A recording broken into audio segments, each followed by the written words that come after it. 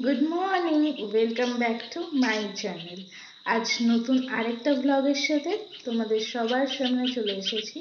তো এখন সকাল প্রায় 7টা মতন বাজে। তোমরা দেখলেই আগে কিছুটা আমি বাইরের দৃশ্য তোমাদের, কারণ ঘুম থেকে উঠেই না একটু প্রকৃতির সামনে গেলে একটু বেশি ভালো লাগে। তো আজ যেহেতু মা বাড়িতে থাকবে না, তাই রান্না বান্না আমাকেই করতে হবে। তাই লেট না করে 8টা সাড়ে 8টার মধ্যে রান্নাটা আমি বসিয়ে দিয়েছিলাম। আর এই দেখো সব প্রিপারেশনই ডান করে দেন রান্নাটা বসিয়েছিলাম আমি। এইখানে আমি সব রান্না। আফটারনুন গাইস, আমি আজকে অনেকক্ষণ পর তোমাদের সামনে মানে ক্যামেরার সামনে আসলাম। যেহেতু মা বাড়ি নেই, আগেই বললাম, তাই বাড়ির একটু কাজ ছিল, একটু ব্যস্ত ছিলাম, তাই আর ক্যামেরাটা অন করা হয়ে ওঠেনি। তো এখন বাজে প্রায় 2:10 না মতন। তো এখন আমি স্নান করে সমস্ত কাজ সেরেই ফ্রি হলাম কেবল, তাই ভাবলাম তোমাদের সামনে চলে আসি। তো তোমরা এর আগে দেখলেই যে আজকে আমাকে রান্নাটাও করতে হয়েছে। তো এরপরে আমি দেখাবো তোমাদের ফাইনালি আমি কি কি রান্না করেছি। তো দেখতে থাকো তোমরা ব্লগটা, ভালো লাগবে নিশ্চয়ই আশা করছি।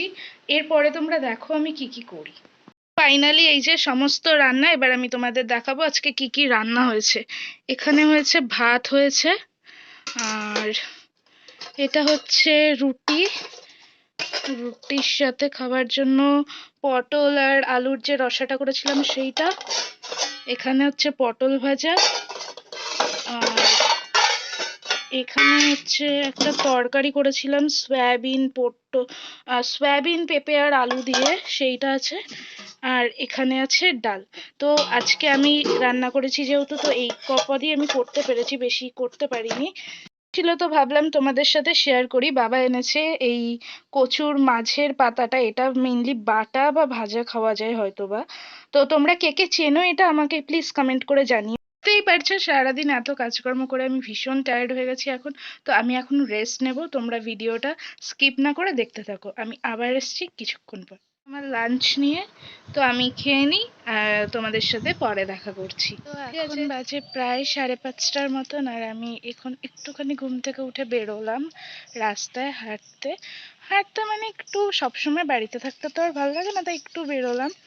তো এই চলো তোমরাও দেখো একটুখানি আমাদের এখানকার রাস্তা বা পরিবেশটা কিরকম। চলো দেখে। এখন 5:30টা বাজলে বেশ অনেকটাই অন্ধকার হয়ে যায়। আমার বিকেলের থেকেও এই সন্ধেবেলা বেরোতে ভালো লাগে, কারণ বিকেলের থেকেও এই সন্ধেবেলার টাইমটা ভালো এনজয় করা যায়। এরপর আর ক্যামেরার সামনে আসা হয়নি, আবার অনেকক্ষণ পর তোমাদের সামনে আসলাম। এখন বাজে প্রায় 7:30। এইমাত্র মা আসলো, আর মা আমার জন্য নিয়ে এসছে এই যে একটা কটকটি ভাজা। এখন আমি এটা খাই, আর একটু পরে মাকে চা করে দেবো।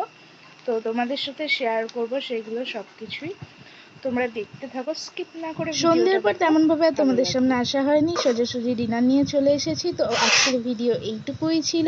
ভালো লাগলে like, comment, share, subscribe. Tata.